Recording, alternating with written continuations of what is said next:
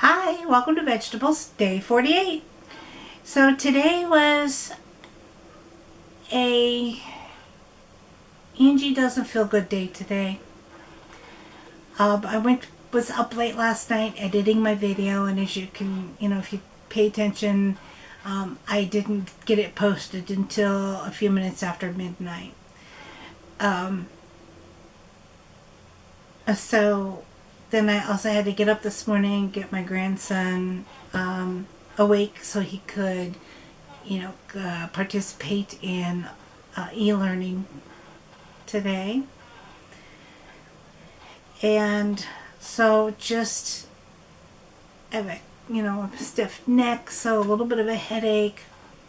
I'm tired and I'm irritable. And I'm sure that stems from just not getting enough sleep last night. I mean, that's what one of the speakers talked about yesterday was the sleep deprivation. The speakers of the Truth About Weight Loss Summit. As far as eating today, for breakfast I had cherry chocolate oatmeal and coffee and a banana. And then for lunch,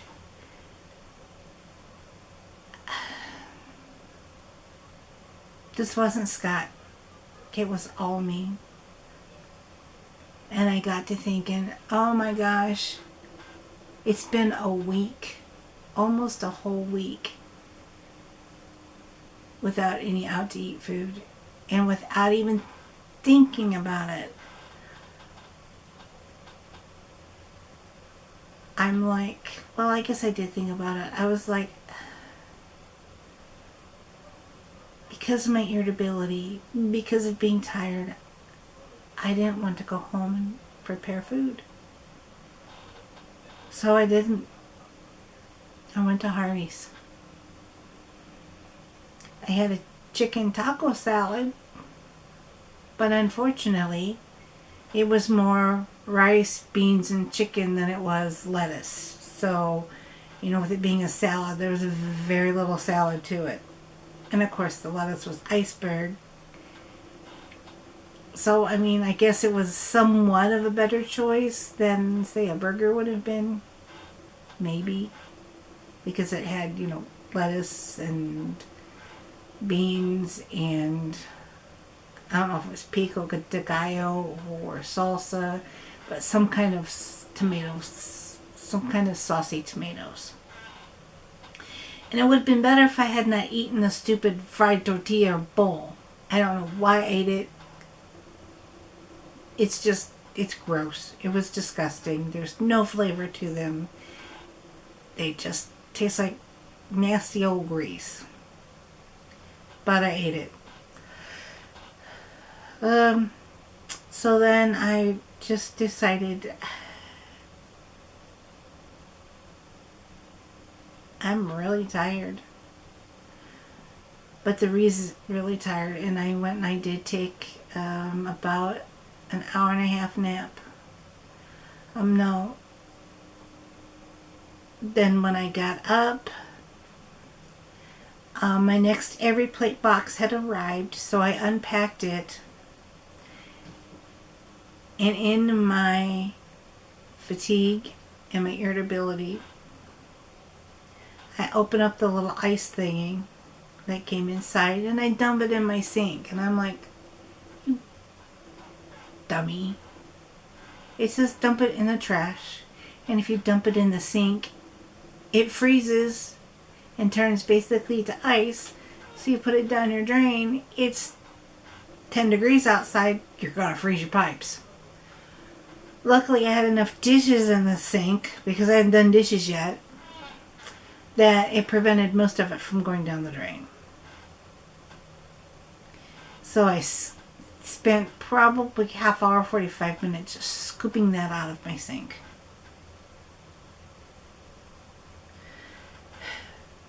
Cursing at myself the whole time. Of course, Scott is very supportive, and he's like, it's okay. It happens. Just clean it up. Everything will be fine. That's one thing I love about him. Is he's always there to calm me down or try to calm me down.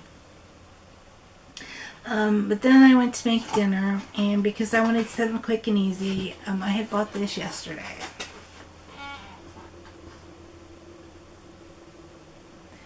And, as you see, it's vegan, and I'm thinking, okay, well, that's really good. It has brown rice, red quinoa, black barley, broccoli, asparagus, zucchini, pumpkin seeds, lentils, edamame, and a blend of chard, kale, and spinach.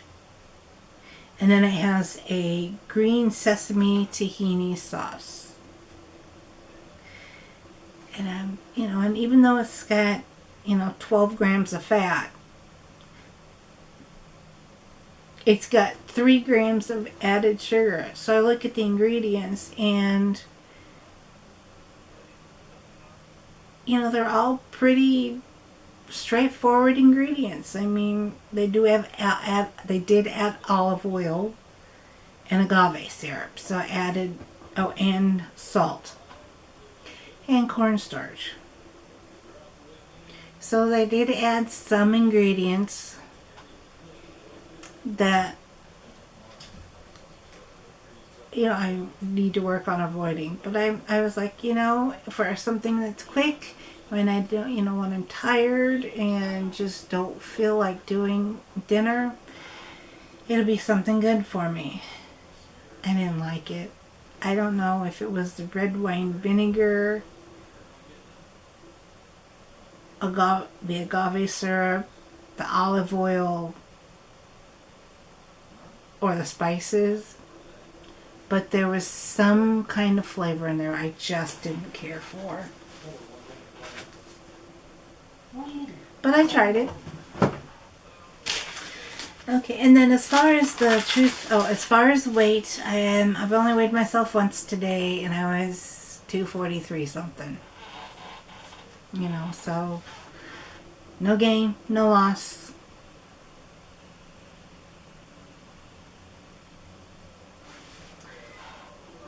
But then as far as the Truth About Weight Loss Summit,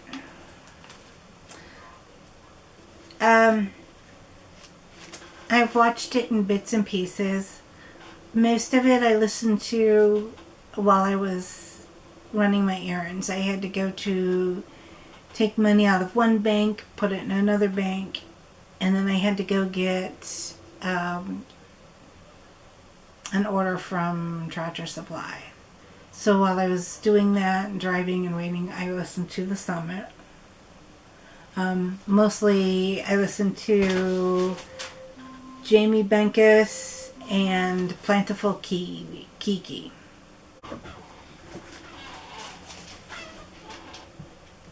Okay, you heard Alexa. Of course, that means I had to go help Scott. He has infrared therapy that he does every night, and so he does 30 minutes per leg. So when Alexa goes off, I have to switch it from one leg to the other and then take it off. But it's helping with his neuropathy, so, that's a good thing. So where was I? Okay, so when I was driving, I listened to Jamie Benkis and Plentiful Kiki. The gist of Jamie Benkis' presentation was a lot of exercises that you can do from home, with the shutdown of the nation last year, and that included the shutdown of the gyms. A lot of people have gained a lot of weight because they say, well, I can't go to the gym.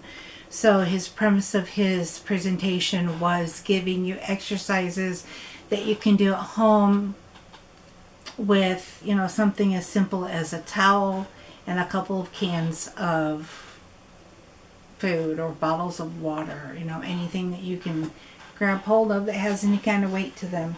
Or if you have, a couple of these, you can do that too.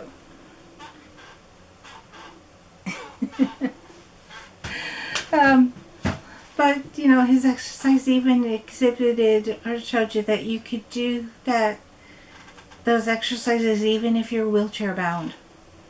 But what I got most out of his presentation, and I've heard this before, is that it doesn't matter what you do, just move. And even the simplest move, the simplest of activities every day makes a difference.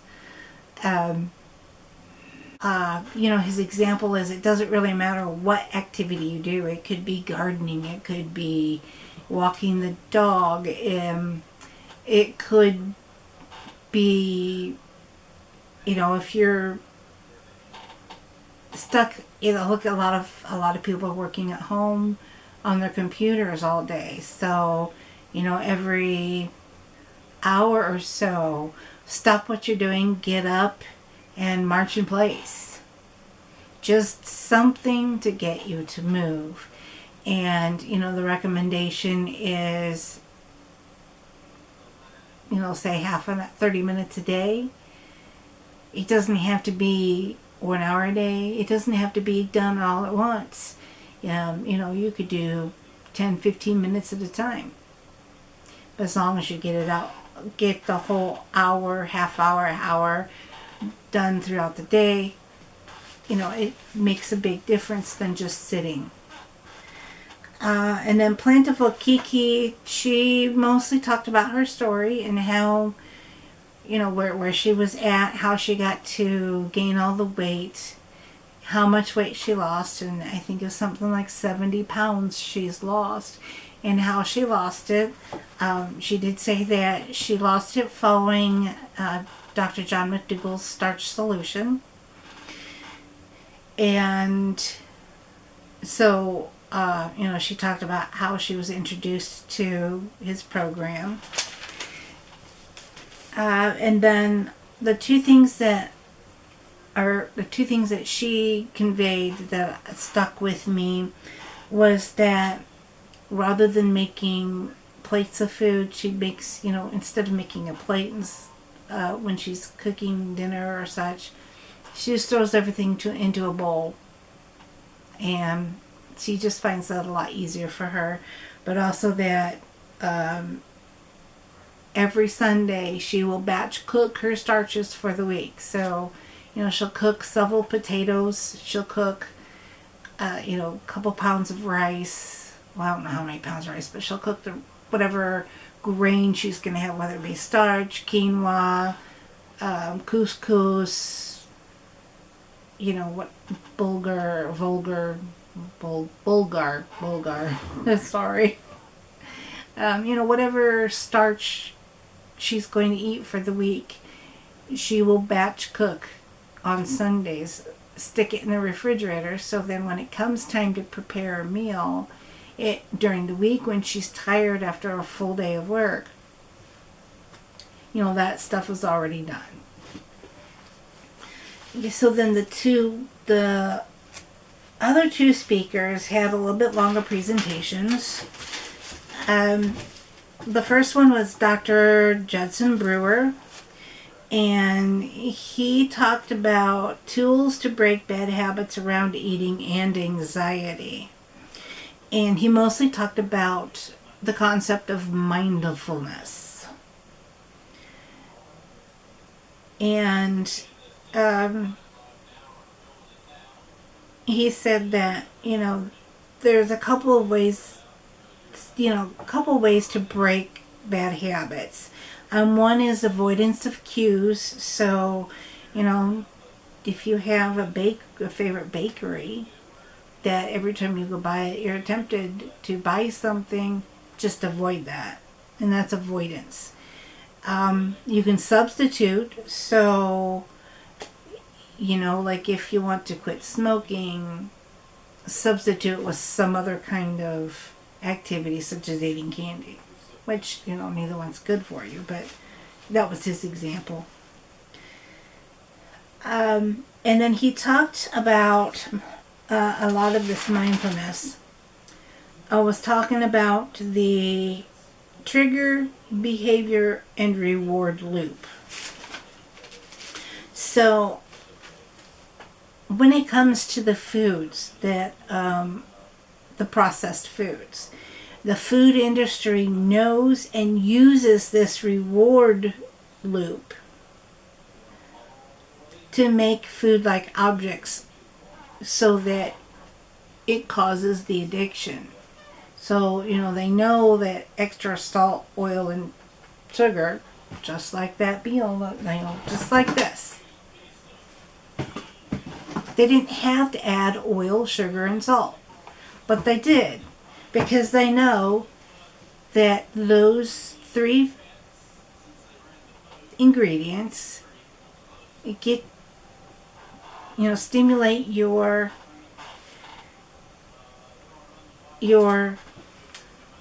was it the pleasure sensors in your brain, and that then makes you want more. So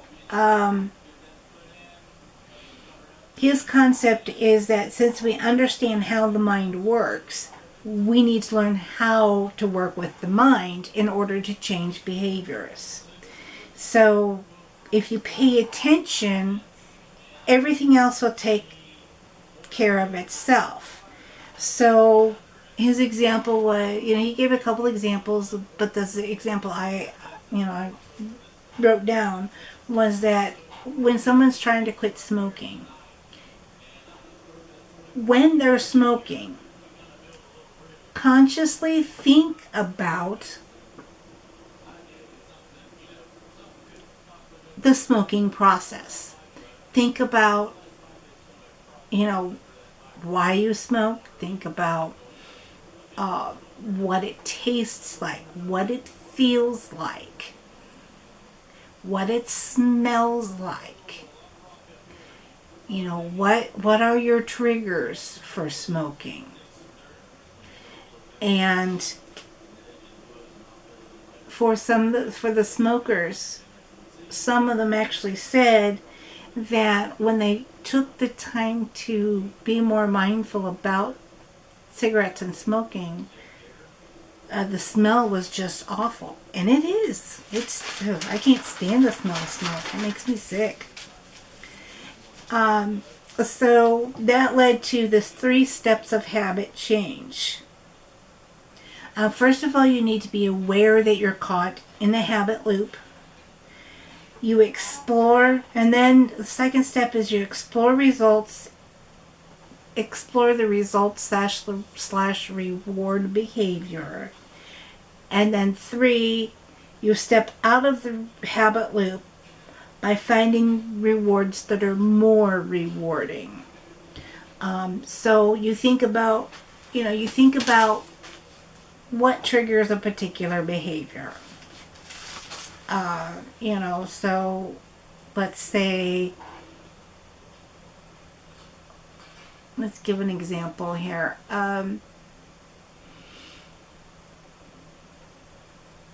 Let's say you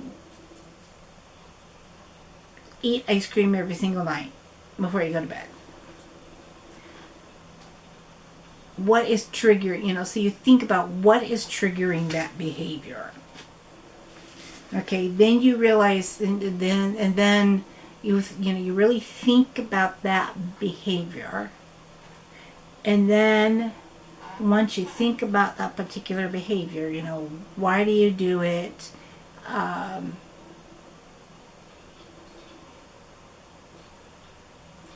What does it feel like? And then you start thinking about, the reward that you get from it. And because usually, when you get into that, get caught in that habit loop, once you identify the behavior and what triggered the behavior and then what reward you think you get from it, you stop, you get out of the loop because you're like, well, I really don't get that much pleasure from it. But until before you do that mindfulness thinking, he said that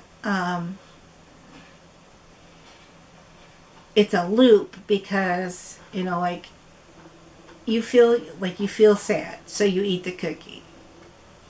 It temporarily relieves your sadness, but then you feel bad because you ate the cookie. But then you eat the cookie, you eat another cookie because you feel bad about eating the first cookie, and so you just get in this big huge loop. So I'd heard somewhat of that theory before, but it was really nice to hear a detailed refresher of it. And then the final speaker was Dr. Neil Nedley, and I took the most notes on his. But he talked about the 4 stages of change. He said that the secrets of weight loss are the energy in or calories in must be less than the energy or calories out. People have known that for decades. You have to eat fewer calories than what you use. And if your calories in are less than your calories out, you lose weight. He also said that you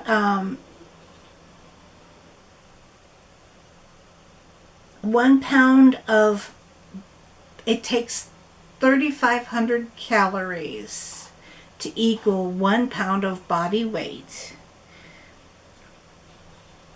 So understanding that, because then you know how much you can lose if you starve.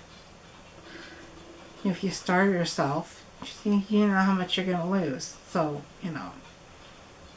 and then he also said that 115 calories less per day equals 1 pound per month weight loss. So then he talked about how the average diet is 2,200 calories a day. So if you divide that into 3 meals, that's 750 calories per meal. And to kind of reiterate the concept of calorie density, he then gave visual pictures of food, comparing, how much of this food is 250 calories, how much of that food's 250 calories. So example would be, you could eat 40% of a cheeseburger or 5 pounds of celery. Wow. Both of those are 250 calories per day. But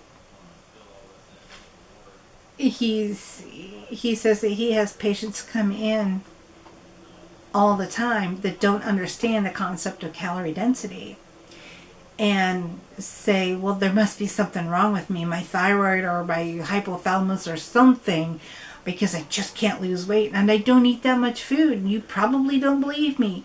And he's like, I do believe you. I do believe you don't eat that much food. And then he shows us different slides to explain calorie density, so that it teaches his patients, so if you eat, these vegetables and these leafy greens,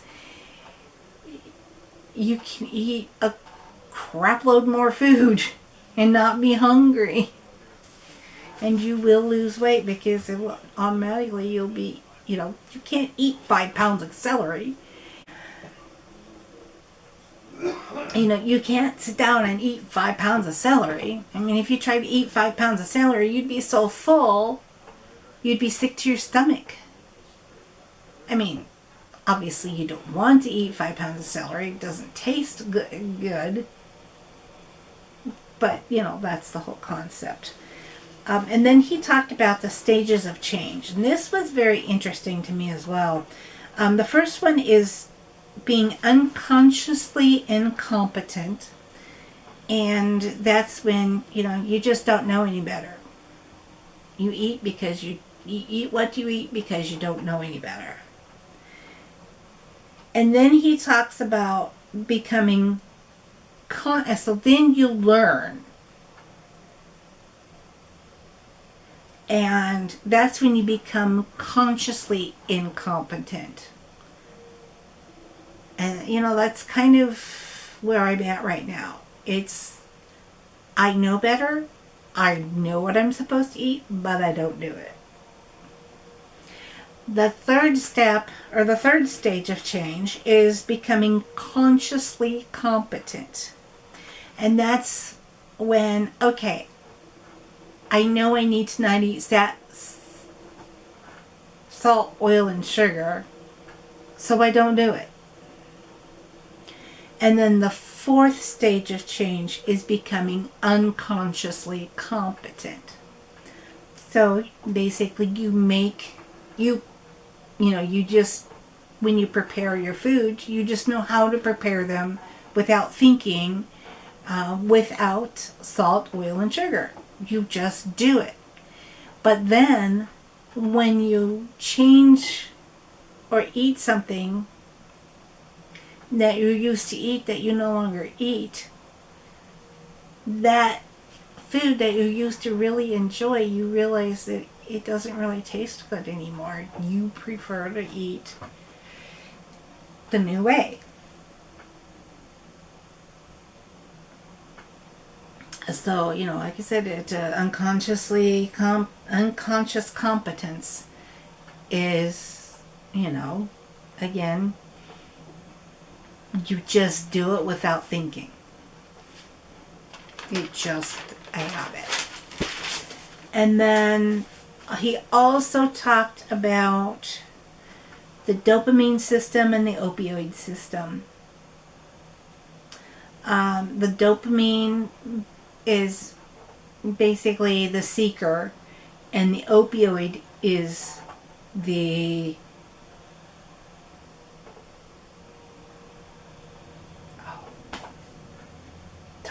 lost a train of thought. Reward. And he quoted Susan Weinschek. She's a psychologist, and in an article she wrote in 2009, she said the dopamine system is stronger than the opioid system, so we seek more than we are satisfied. So dopamine system is what gets you to search and seek. The opioid system is what tells you whether or not we're satisfied. So we're in effect, we are effectively in the seek mode overdrive. And I thought that was kind of interesting as well to note. And, as long as we understand that also helps us in making choices. Because we keep thinking that, well, if I just eat enough chocolate, I'll get tired of it and not want it anymore. Well, it doesn't quite work that way. Well, that's the video for today.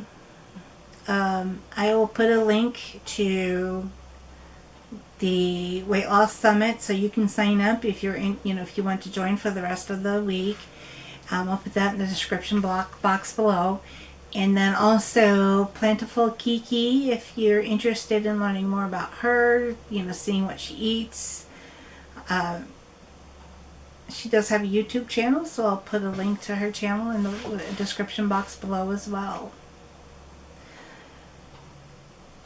And that's all I have for today. As I said, I'm tired, I'm irritable, so I need to go back to get some good rest tonight. So hopefully that happens. So in the meantime, please comment, like, and subscribe. Hit that notification bell so that you know when I upload my video every day. And in the meantime, enjoy the rest of your day. Thank you so much for watching, and I will see you tomorrow.